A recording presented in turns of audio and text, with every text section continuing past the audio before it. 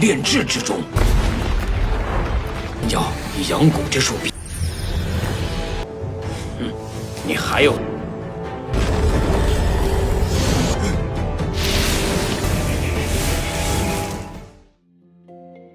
Halo semua, selamat datang di Ruang Sinema. Bagaimana kabar kalian semua? Semoga selalu sehat dan baik-baik saja. Sesuai jadwal, jadi pada hari ini kita akan kembali melanjutkan series Donghua Martial Master episode terbaru, yang mana ini adalah episode yang ke-477. Bagi yang baru bergabung dengan series ini, kita sudah sediakan playlistnya, jadi kalian bisa dengan mudah mencari di mana episode awal dari series ini. Sebelum kita mulai episode terbarunya, kita akan melihat dulu apa saja yang telah terjadi pada episode sebelumnya. Pada episode 476, di minggu kemarin putaran ketiga telah selesai, dan Ketua Ouyang mulai melakukan penilaian terhadap permunian pil yang telah dilakukan oleh para peserta. Ketua Ouyang benar-benar puas dengan pil yang mereka ciptakan, karena walaupun berada di tekanan yang begitu kuat, namun para peserta masihlah mampu menyelesaikan pil yang dia inginkan. Tidak tanggung-tanggung pil yang mereka ciptakan berada di tingkat ke-7. Hanya saja ada beberapa peserta yang tidak bisa menciptakan pil. Walaupun begitu, Ketua Ouyang tetap merasa puas, terutama pil yang diciptakan oleh Yan Qingdao, Yu Xiao, dan Yimo. Pil yang mereka ciptakan ini merupakan pil kelas 7 yang cukup langka. Perhatian terus saja berfokus kepada ketiga orang ini. Sedangkan untuk Qingchen sendiri ditertawakan oleh para tetua, sebab pil yang dia ciptakan telah gagal, yang mana ini berarti adalah kekalahan untuk Pavilion Bai Tianyu dan juga Menara Wanbao. Mereka tidaklah menyangka kalau Qingchen akan kalah di sini. Sekarang kita akan melanjutkan episode terbarunya. Terlihat dan jelas kalau Ketua Ouyang sepertinya juga tidaklah menyangka Qingchen akan gagal di putaran ketiga, padahal ia sudah berharap banyak darinya. Namun apa boleh buat, ini sudah terjadi, maka karena itulah mereka harus melupakannya. Ketua Ouyang pun berencana untuk mengumumkan hasil dari kompetisi putaran ketiga. Namun sebelum itu Qingchen tiba-tiba saja menghentikannya, yang membuat semua perhatian mulai tertuju kepadanya. Ternyata dia menganggap kalau penilaian yang dilakukan oleh Ketua Ouyang dan para tetua lainnya sudah salah, yang membuatnya tidaklah puas. Qingchen pun meminta untuk melakukan penilaian sekali lagi. Apa yang Qingchen katakan itu membuat para tetua lainnya kesal, karena sudah jelas kalau pil yang diciptakannya telah gagal. Walaupun begitu, Qingchen tetap kekeh agar bisa melakukan penilaian sekali lagi. Ketua Ouyang mengakui kalau Qingchen memang memiliki bakat yang hebat. Namun siapa yang mengira kalau ia tidak bisa menerima kenyataan kalau ia telah gagal. Untung saja Ketua Ouyang masih memberikan satu kesempatan lagi, agar kali ini Qingchen bisa yakin. Qingchen pun mulai memberikan pil-pilnya kepada Ketua Ouyang. Namun ketika semua pil ini dirinya genggam, pil tersebut pun langsung hancur. Ketua Ouyang sudah yakin ini akan gagal, sampai akhirnya ada satu pil yang tersisa, yang mana ini merupakan pil terbaik yang Qingchen ciptakan. Sebab saya juga muncullah sebuah ledakan kekuatan yang begitu besar.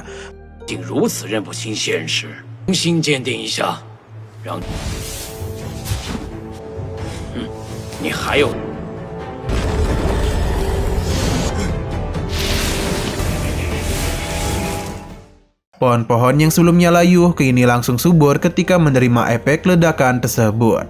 Tidak berhenti sampai di situ saja, seekor naga besar pun keluar dan mulai naik ke atas langit.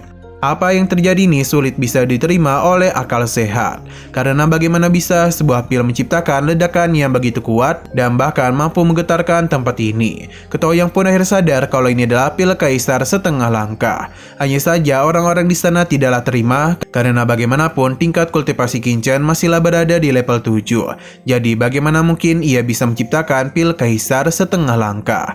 Mereka pun yakin kalau dia itu telah berbuat curang. Tapi di sini ada Ketua Ouyang. Jadi bagaimana mungkin seseorang bisa curang di hadapan dirinya? Apa yang mereka katakan sama saja dan meremehkan kemampuannya sebagai penilai. Untuk mencari tahu apa yang terjadi, Ketua Ouyang pun memperlihatkan apa yang sebelumnya telah Qingchen lakukan. Ketika ia melakukan pembakaran, Qingchen itu sudah melakukan sesuatu, yang mana ia sebenarnya telah menggabungkan badai spiritual untuk masuk ke dalam proses pemurniannya. Jadi sudah tidak heran mengapa ia bisa melakukan pembentukan pil itu, karena ia memanfaatkan badai kekuatan spiritual sebelumnya. Selain itu, 12 pil yang ia ciptakan saling melahap satu sama lain. Qingchen menggunakan teknik bernama Yanggu. Inilah alasan mengapa pil-pil Qinchan terlihat seperti gagal, padahal itu sengaja dilakukan untuk melakukan penggabungan kepada satu pil. 炼制之中，要以阳谷之术比。 Para tetua yang sebelumnya meremehkan Qinchan kini mulai menyeganinya karena ia masihlah muda namun sudah semengerikan ini. Xuanzang dan Huang Pu pun menjadi begitu senang karena Qinchan tidak jadi gagal. Ketua Yang pun memberitahu kalau Qinchan, Yimo, dan juga Yan Qingdao merupakan 3 teratas dalam permunian pil. Sedangkan para peringkat lainnya bisa kita lihat di daftar yang akan dirinya tunjukkan. Ketua Yang pun memperlihatkan daftar akhir dari kompetisi ini. Melihat semua itu, orang-orang yang bertaruh Qinchan akan kalah pun menjadi begitu rugi.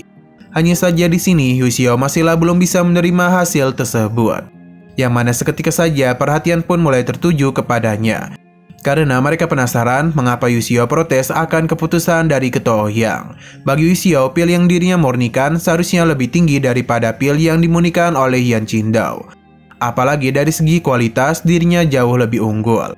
Selain itu, di kompetisi sebelumnya, ia juga memiliki nilai yang lebih tinggi. Lantas, mengapa namanya tidak masuk ke dalam daftar 3 besar? 喂，可看榜单。完了！天哪！我不服！超越延迟道的3文赤龙丹。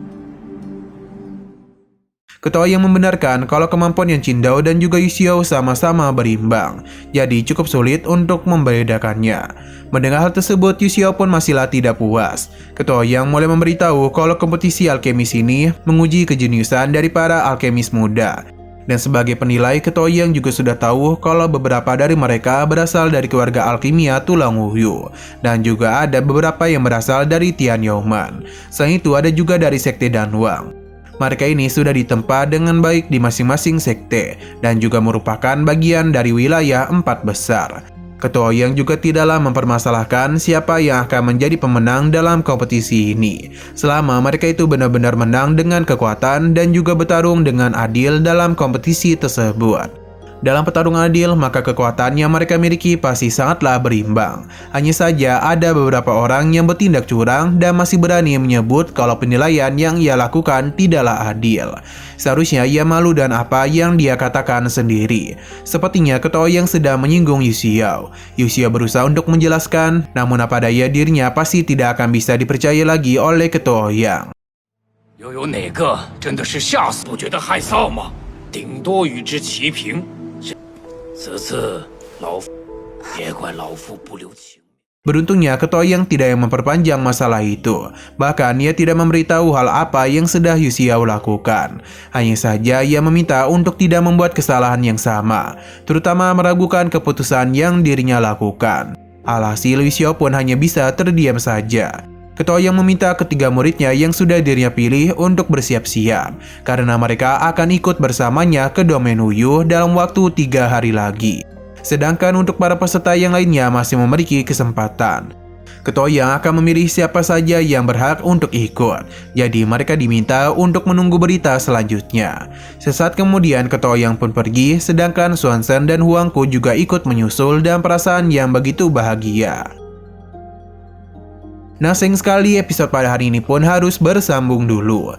Namun sebelum kita akhiri, seperti biasa kita akan melihat preview bagian selanjutnya.